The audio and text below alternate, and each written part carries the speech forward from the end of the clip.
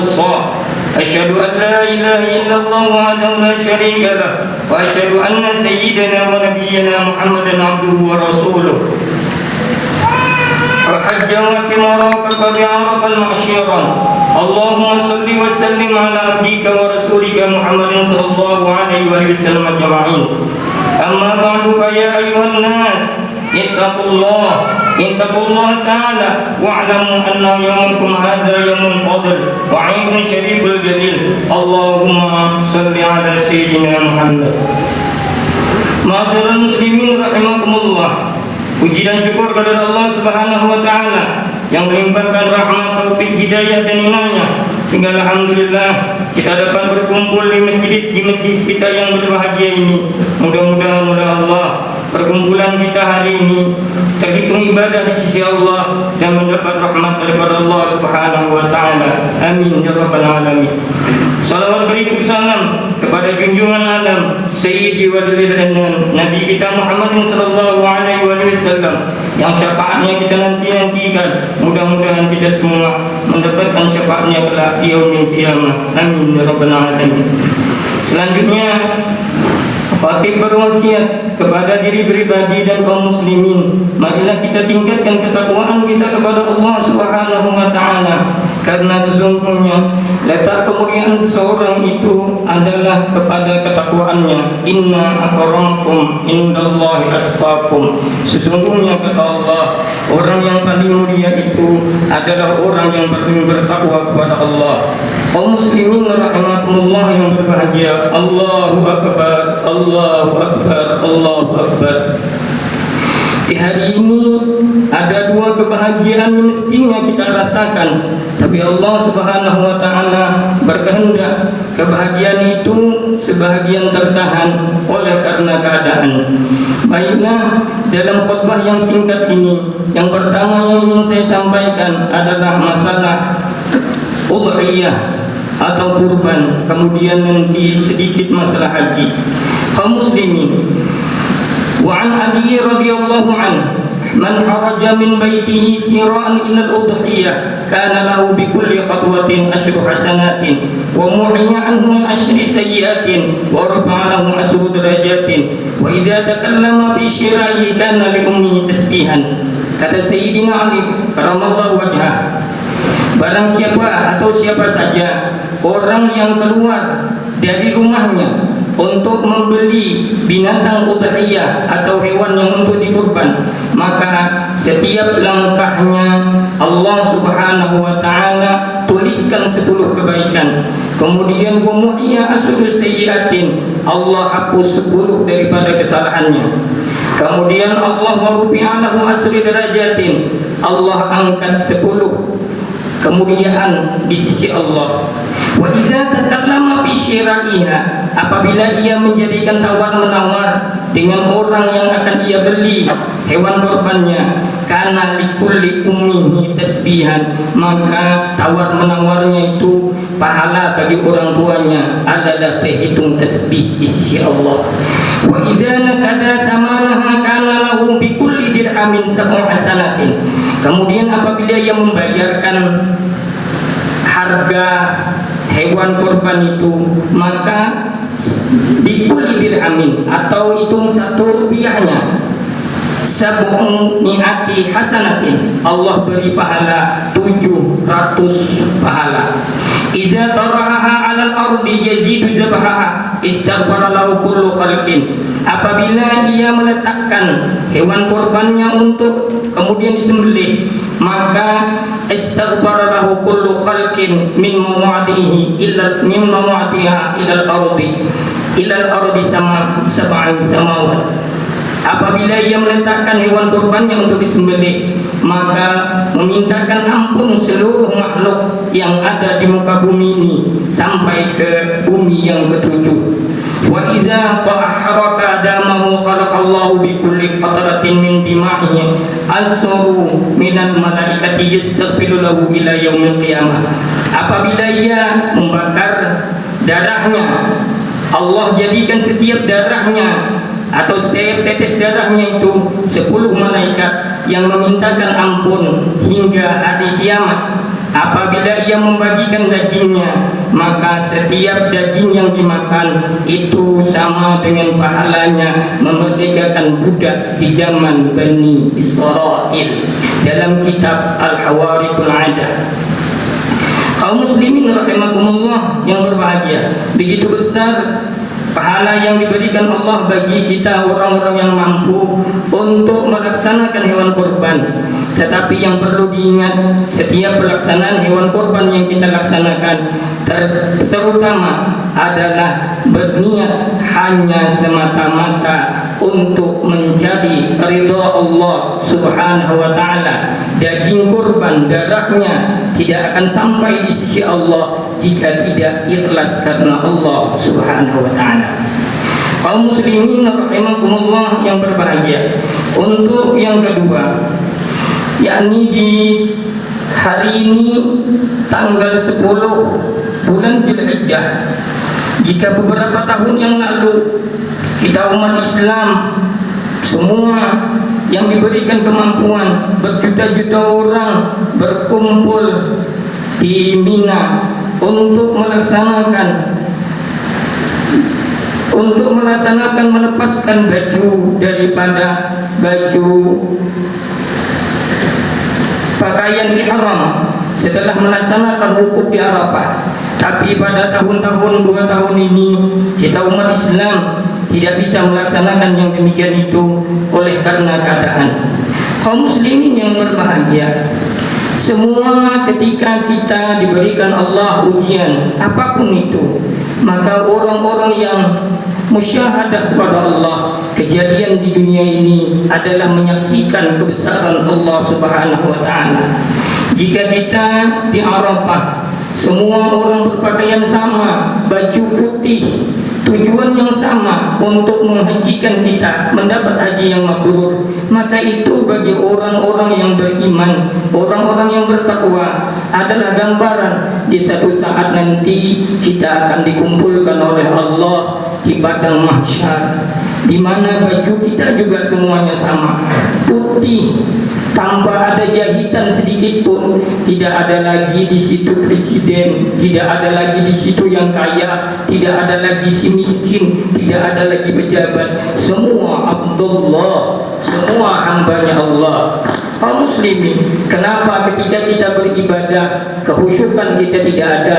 Kenapa ketika kita sholat hati kita lupa kepada Allah? Karena ketika sholat kita masih membawa aku, masih membawa saya pejabat, saya ustadz, saya kaya, saya ini. Maka itu, jika itu tidak bisa dilepaskan ketika mau ibadah, sesungguhnya tidak akan pernah menjadi khusyuk di dalam ibadah. Kemudian Allah Subhanahu wa taala terangkan di dalam Al-Qur'an surah Al-Baqarah, "Wa lanabluwannakum bisyai'in minal khawfi wal ju' wa naqsin minal amwali wal anfusi wath thamarat wa basyiris sabirin." Coba kita lihat ayat ini. Kata Allah, suatu saat nanti manusia akan diuji Allah bisyai'in, dengan sesuatu yang sedikit. Apa itu? Minal khawf, dari rasa khawatir, rasa takut, wal ju', khawatir lapar, wa naqsim minal amwal, khawatir kehilangan harta, wal anfus, khawatir akan kematian, wa thamarat, peceklik, wa basyiris sabirin. Kaum muslimin rahimakumullah yang berbahagia, di saat ini kita diberlakukan PPKM darurat oleh pemerintah. Sebagai masyarakat yang baik, tentu ingin taat kepada aturan tersebut, di mana perjalanan kita disekap, kemudian kita ditanyakan vaksin, surat vaksin, kemudian ditanyakan KTP dan seterusnya. Pernahkah kita memikirkan, dan untuk tidak menyalahkan siapa-siapa, memikirkan bahwa ini pun gambaran ketika nanti kita bertemu dengan Allah Subhanahu wa taala di padang mahsyar, di padang yaumul ba'ats, di saat kita dibangkitkan dari kubur, dan di saat di dalam kubur, kemudian dibangkitkan di yaumul ba'ats, kemudian dikumpulkan di padang mahsyar, kemudian nanti dikumpulkan di lagi mizan, kemudian melalui titian siratal mustaqim hingga qariqun bil jannah aw qariqun bis sa'ir. Pernahkah kita berpikir di dunia saja kita disekat-sekat begitu susahnya mau kemana-mana, jika surat tidak punya kita disuruh kembali? Pernahkah kita berpikir ketika nanti Allah Subhanahu wa ta'ala memanggil kita dengan kullu nafsin za'iqatul maut, setiap yang bernyawa pasti akan mati, dan mati bukan akhir dari perjalanan, tapi awal perjalanan yang melelahkan, awal perjalanan yang tidak ada akhirnya, awal perjalanan bahagia atau sengsara kita di dalamnya. Dan kalau di dalam dunia tidak punya apa-apa, persyaratan kita disuruh pulang, tapi di saat itu adakah kita bisa disuruh pulang? Jika di dunia masih ada kawan yang bisa menolong kita untuk selamat, tapi di dalam akhirat adakah orang dalam yang akan menyelamatkan kita? Maka orang-orang yang diberikan akal, apapun yang ia lihat di dalam dunia ini adalah kebesaran Allah yang ia saksikan, musyahadatul wujud. Dia menyaksikan Allah yang maha wujud, dia menyaksikan Allah yang maha hidup, dia menyaksikan Allah yang maha segala-galanya. Di dalam dunia ditanya susah, bahwa nanti di dalam kubur akan ditanya marrabbuka wa ma nabiyuka wa ma imamuka wa ma ikhwan. Kan hancur 1 hari, 2 hari, 3 hari. Maka ulama-ulama dulu mengadakan tahlil 1 hari, 2 hari, 3 hari, mendoakan si mayit. Karena apa? Di saat itu si mayit dalam keadaan kesusahan. Bayangkan ketika kita mau dipindahkan dalam satu tempat, yang di tempat itu kita tidak kenal dengan siapa-siapapun. Begitulah jasad di dalam kubur. Siapa yang menjawab? Apakah jasad kita? Bukan, tapi ruh. Siapa ruh kita? Ruh kita Nur Muhammad. Siapa Nur Muhammad? Inilah yang perlu kita cari di dalam hidup. Ruh. Adakah kita berzikir ruh? Kalau mulut kita membaca la ilaha illallah, lalu hati kita kemana? Adakah ruh kita mengingat Allah? Adakah nafas kita mengingat Allah?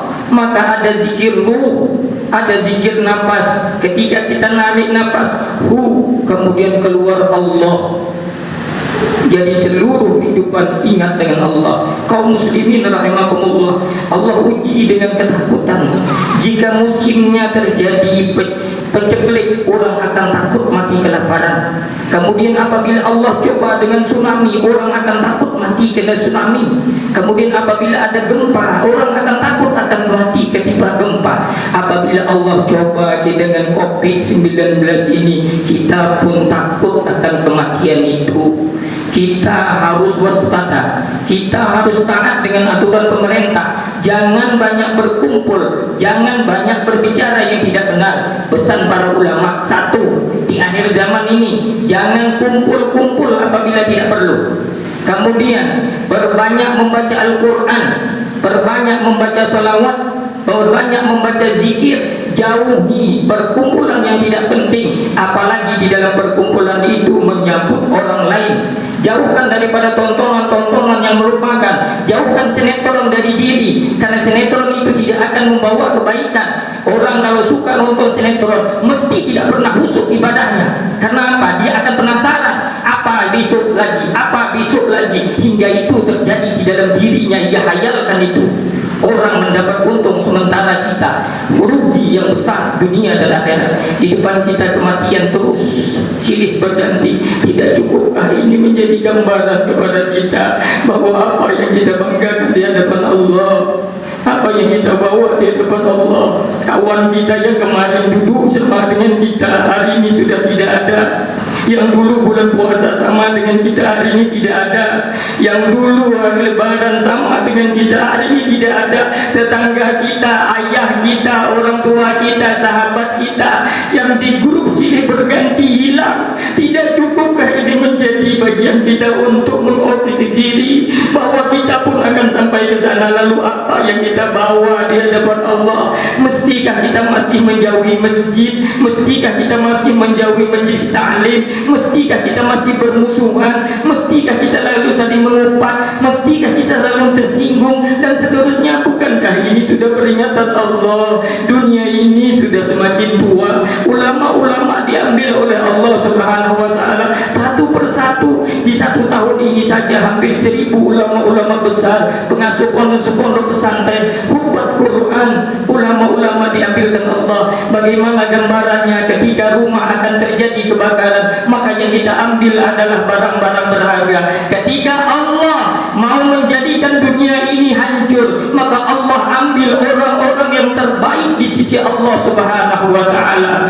Mudah-mudahan di akhir khutbah ini menjadikan kita manusia yang ingat dengan Allah Subhanahu wa ta'ala. Kemudian COVID-19 ini menjadikan acuan untuk kita semakin dekat kepada Allah. Amin ya rabbal alamin. Barakallahu li wa lakum bil Qur'anil azim wa nafa'ani wa iyyakum bima fihi ayati wa dzikril hakim. Wa taqabbal minni minkum innahu huwa tawwabur rahim. Allah ittaqullaha haqqa tuqatih wa la tamutunna illa wa antum muslimin. Allahumma fir lil muslimina wal muslimat wal mu'minina wal mu'minat al ahya'i minhum wal amwat bi rahmatika ya arhamar rahimin. Allahumma ansur umat sayyidina Muhammad, Allahumma arham umat sayyidina Muhammad, Allahumma jibur umat sayyidina Muhammad. Ya Allah ya Rabb, kami memohon ampunan kepadamu ya Allah. Kami mohon ampunan atas segala kekhilafan dan kesalahan kami ya Allah. Ampuni dosa-dosa kami ya Allah. Ampuni dosa kedua orang tua kami ya Allah. Tempatkan orang tua kami di sisimu ya Allah. Tempatkan orang tua kami di surgamu ya Allah. Lapangkan, luaskan kubur kedua orang tua kami ya Allah. Tarangi kubur kedua orang tua kami ya Allah. Tembuskan kubur kedua orang tua kami di surgamu ya Allah. Dudukkan kedua orang tua kami beserta Rasulullah sallallahu alaihi wasallam. Bagi orang tua kami yang masih hidup ya Allah, panjangkan umur mereka ya Allah. Berikan kesehatan kepada mereka ya Allah. Sempatkan kami untuk berbakti kepada mereka ya Allah.